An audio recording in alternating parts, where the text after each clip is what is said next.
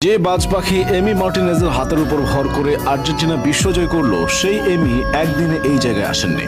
2014 বিশ্বকাপের ফাইনালে যখন মেসি, আগুয়েরোরা জার্মানির বিপক্ষে বিশ্বকাপের একটা ট্রফির জন্য লড়াই করছেন, তখন এমি মার্টিনেজ তার পরিবারের জন্য বারবিকিউ রান্না করছিলেন। তার ঠিক 4 বছর পর রাশিয়া বিশ্বকাপের সময় এমি তার ভাইয়ের সাথে গ্যালারিতে উপস্থিত ছিলেন। সেদিন মেসিদের খেলতে দেখে তিনি তার ভাইকে বলেছিলেন, 2022 বিশ্বকাপে আমি দলের গোলবার সামলাবো, দেখে নিও। হয়েছেও তাই। ইতিহাস সৃষ্টি করে সামলেছেন গোলবার। বিশ্বকে দেখিয়ে দিয়েছেন তিনি আসলে কে। তার প্রতি করা সকল অবহেলা তিনি ফিরিয়ে দিয়েছেন জয়ের মালা দিয়ে। অথচ তার গল্পটা কিন্তু এত সহজ ছিল না। কৈশোর শেষে যোগ দেওয়া ক্লাব আর্সেনালে অবহেলিত হয়ে পড়েছিলেন তিনি। সেই এমি মার্টিনেজে এখন বিশ্বমঞ্চে আর্জেন্টিনার নায়ক, গোলবারের অতন্দ্র প্রহরী। 2012 সালে এমি যখন ইংলিশ ক্লাব আর্সেনালে যোগ দিয়েছিলেন, তখন তার বয়স ছিল সবেমাত্র 17 বছর। গা থেকে তখনও কৈশোরের গন্ধ মুছেনি। কিন্তু দুর্ভাগ্যবশত এই অল্প বয়সে ক্লাব থেকে পান এক রাশ উপেক্ষা। উপেক্ষিত মার্টিনেজ অনেকগুলো মৌসুম ধারে কাটিয়েছেন Oxford United, Sheffield Wednesday, Rotterdam, Wolverhampton, Getafe, reading এর মতো ক্লাবগুলোতে।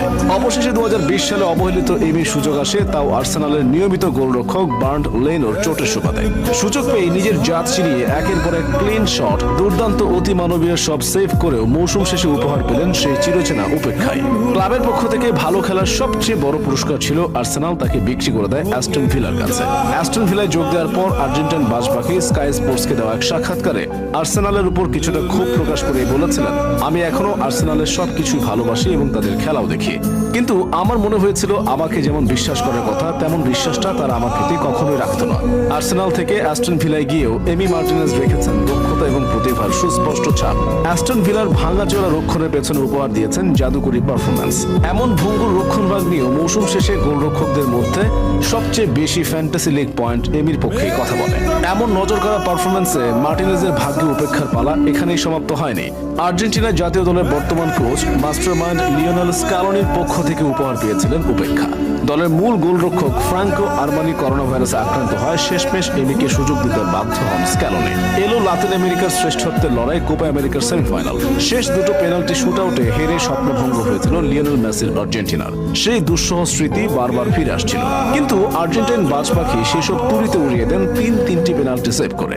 দলকে একাই নিয়ে যান ফাইনালে। এরপরের গল্প তো সবারই জানা।